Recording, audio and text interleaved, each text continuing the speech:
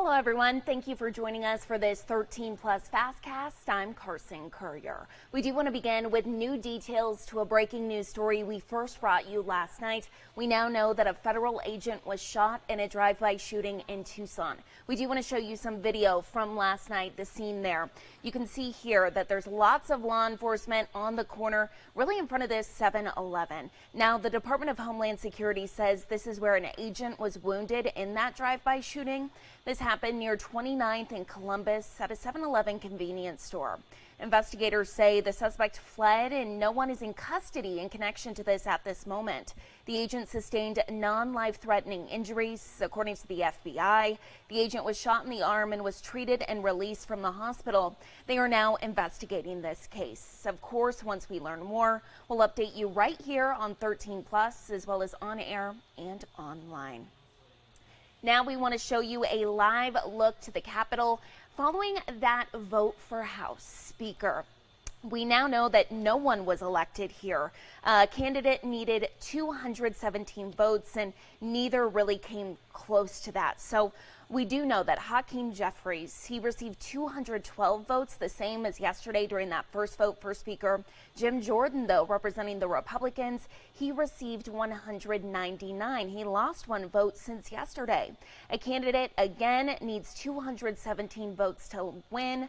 A lot of questions as to what happens next in the race for House Speaker. Of course, we'll get to that shortly. We do want to switch gears here. We know that President Biden was in Israel earlier today. He spoke with a lot of leaders there and was really representing the United States and essentially how everyone wants peace in this, a call for solidarity. We want to listen in. The fact is that Israel, as they respond to these attacks, it seems to me that have to continue to ensure that you have what you need to defend yourselves. And we're going to make sure that occurs, as you know. And we have to also bear in mind that Hamas does not represent all the Palestinian people. And it has brought them only suffering. Now to the latest details out of Israel. We now know the U.S. is announcing sanctions against 10 members of Hamas and their financial network. President Biden also spoke on the explosion which killed hundreds in a Gaza Strip mall. He said it appears to have not been caused by Israel. That finding comes after he directed his national security team to get more information about exactly what happened. Israel's military denying involvement and blaming a misfired rocket from another Palestinian Islamic militant group. That organization, though, says they are not responsible. The latest numbers now, nearly 3,500 people have been killed in Gaza. More than 12,000 others have been injured. Turning now to our website. Here at home, a beloved cyclist is dead following a hit-and-run crash near Grant and Craycroft. This happened early yesterday morning. The Tucson Police Department said 78-year-old John Clayton Timbers died on scene. He was on Grant when he was hit from behind by a vehicle. The vehicle did not stop, and detectives believe he was in a red 2000s Nissan Frontier or Xterra. Anyone with any information, if you saw this, if you know anything, you're asked to call 911 or 88 Crime. You can remain anonymous. According to AZ Cycling, Timbers was a beloved member of the cycling community. Now our very own Sean Mahoney, he is working on a story this evening to honor his memory. You can catch that story tonight on 13 News at 6 or online. Another story that we are tracking for you this afternoon, a fatal crash overnight. This happened in a Midtown intersection that is back open after that deadly crash involving a motorcycle. Tucson police say this happened before 10 near Prince Road and Campbell Avenue. Investigators are busy working to learn more about exactly what led up to this. We are pushing police for more answers. As soon as we learn more, we'll update you both on air and online. Now we want to show you some video of that vote today for House Speaker. This happened around 10 o'clock this morning, and we now know that no one was elected here. So this was the second vote. A lot of questions as to what's next here. Jim Jordan unsure if he will run again for the third time. Meanwhile, a resolution has been introduced that would allow the House to hold an election of the Honorable Patrick McHenry as Speaker pro tempore. If he receives a majority, he would be able to pass legislation. There's talks that he would be the Speaker until November 17th. That's when that government shutdown would be expected to happen, or even until early next year. Of course, no decision yet. If another vote will happen today, we're waiting to hear more here. Of course, we'll let you know once we do, both on air and online.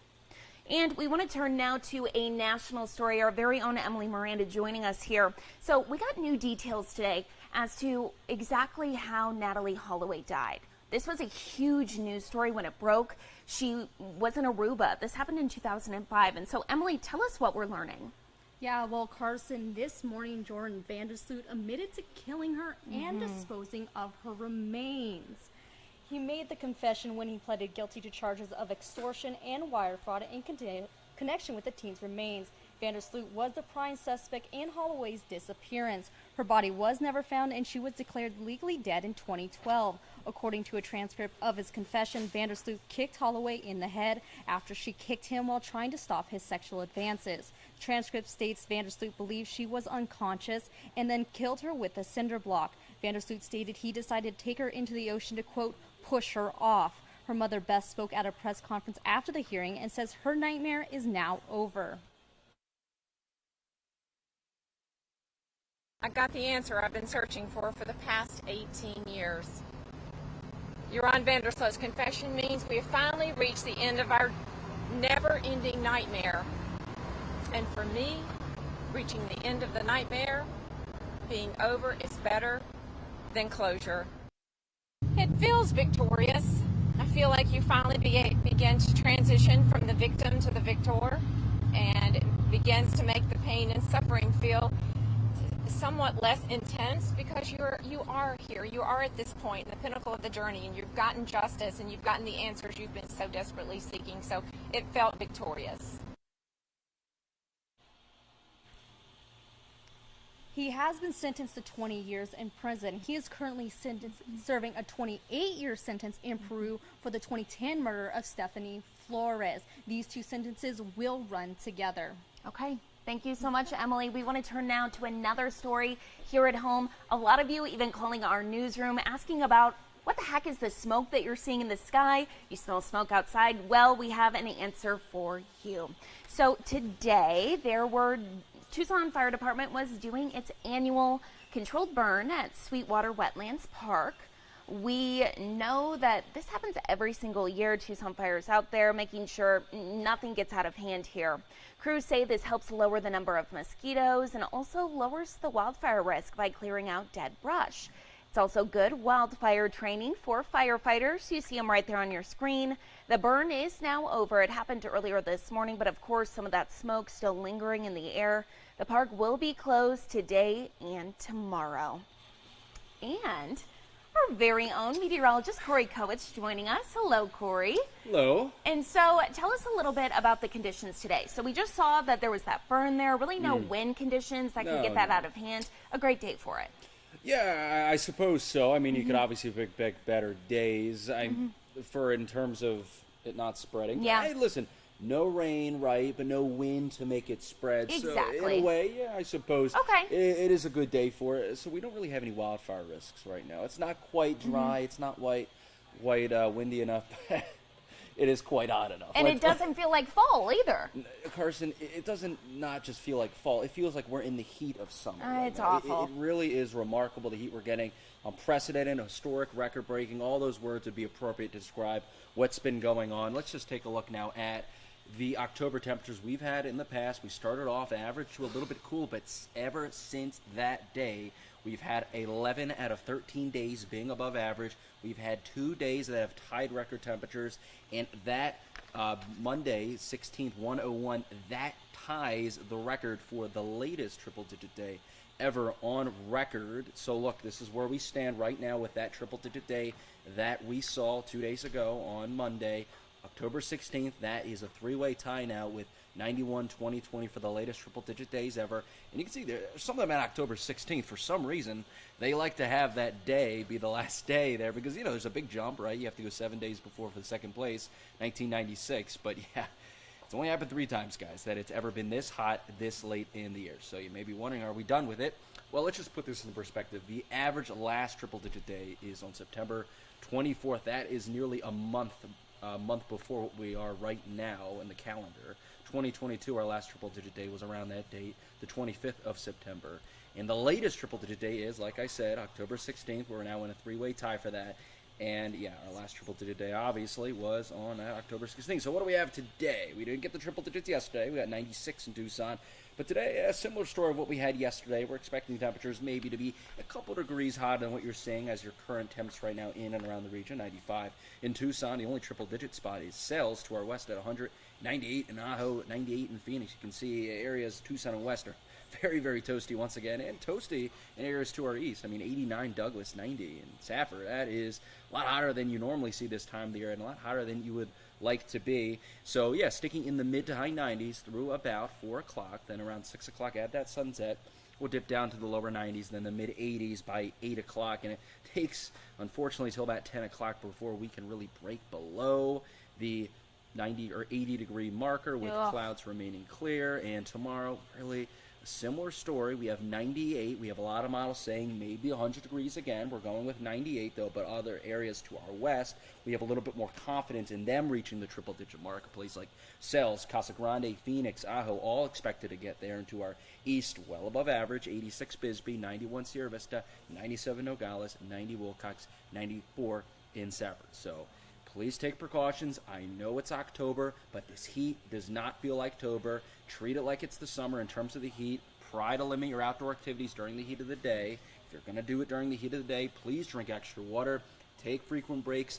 And, as we say, right, it gets very hot in those cars, even with mild temperatures. But once you get to the 100-degree marker, things can get really hot in the car. Please look before you lock. Check your back seat for any small children or pets.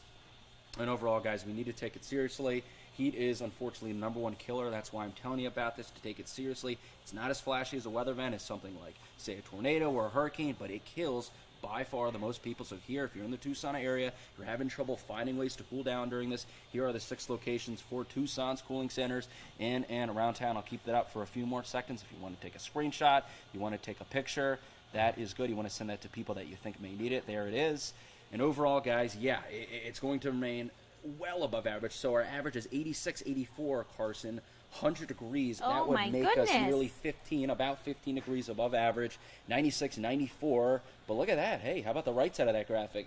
That looks nice. That is an incredible contrast to what we're seeing. So that's what a lot of models are pushing right now, is a big-time cool down, not only pushing us to average temperature, but below average temperature. So, Carson, we could be looking at really some weather whiplash going from summer to fall in a matter of a few days. And the Climate Prediction Center, which is an entity that likes to forecast a little bit farther into the future, their farthest, or the most short term they'll give is 6 to 10 days, so that's about next week, right? They're pushing below average temperatures, so it's pretty consistent. So let's now transfer to rainfall.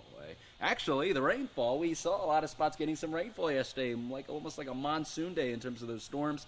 Tucson International Airport did pick up some rainfall. It's the first time they have since the 21st of September, 27 days ago, but the last time we've seen measurable rainfall, you have to go back 35 days because they considered it just a trace. It was not enough to measure it. And here are the spots that did get rain yesterday, all those green little blobs, right? Those are the spots that saw those localized thunderstorms. And some spots, hey, how about to the west of Tucson getting a 1/7 of an inch? That's not bad. How about over an inch in some areas in Graham County? You can see all those little scattered areas that saw green, right? And again, it was a very monsoon kind of storm setup where it was very localized, only some spots getting some rain.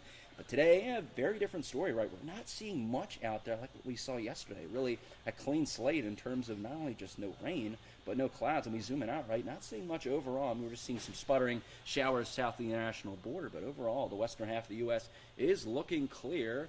The way we like to track sometimes some rainfall is dew points. You can see them really start to crater the next few days, but then jump up. And that does pique our interest a little bit, and we are relating that in terms of, hey, 20% chance Monday and Tuesday, and maybe some rain as that pattern change looks to come with those cooler temperatures. And hey, the GFS is pushing that same thing, some more evidence that we're looking at possibility of some rain. So this is the rain starting Monday through midweek. We have, measurable rainfall, nothing too crazy, but it is pushing some rainfall, so that is a good thing. And overall, we're looking at that, and hopefully we can get some rain and cooler temperatures. All right, Corey, I got a question for you. So when exactly was the latest 100-digit day? Or triple 100-digit day? Holy moly.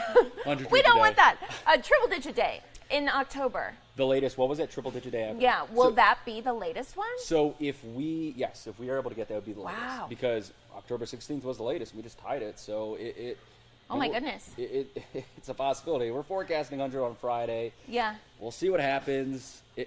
Carson, this is just insane. We're just going to break another record. It's just insane. I mean, we had the historic, and I'm just saying that word lightly. It was historic, rewriting the record books in terms of July, August, and September, especially July. Yeah. And now we have this into October. The last 5 months have been brutal. Yeah, we just need to, wave the white flag. Yes. Surrendering. Hopefully, after this hot spell, when we get in that cooler temperatures, hopefully, and it does look like it, we're going to finally settle down consistently into those fall-like temperatures and conditions. Looking forward to it. Trying to stay positive, huh? Yes. Awesome. Thank you, Corey. Yes. We are going to show you this. Take a look at your screen. So Universal Parks and Resorts is bringing Halloween year-round. This is happening in Sin City, and they just revealed the name for the spooky experience.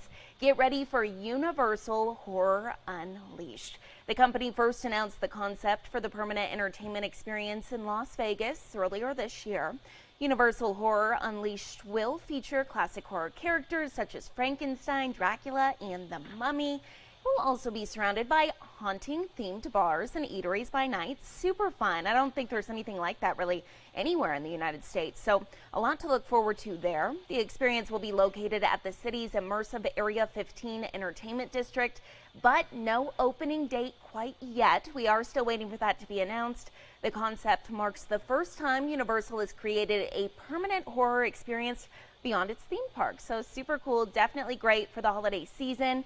And, hey, it's going to be Halloween year-round, so something to look forward to. We do want to end with a live look out to the Capitol again before we go.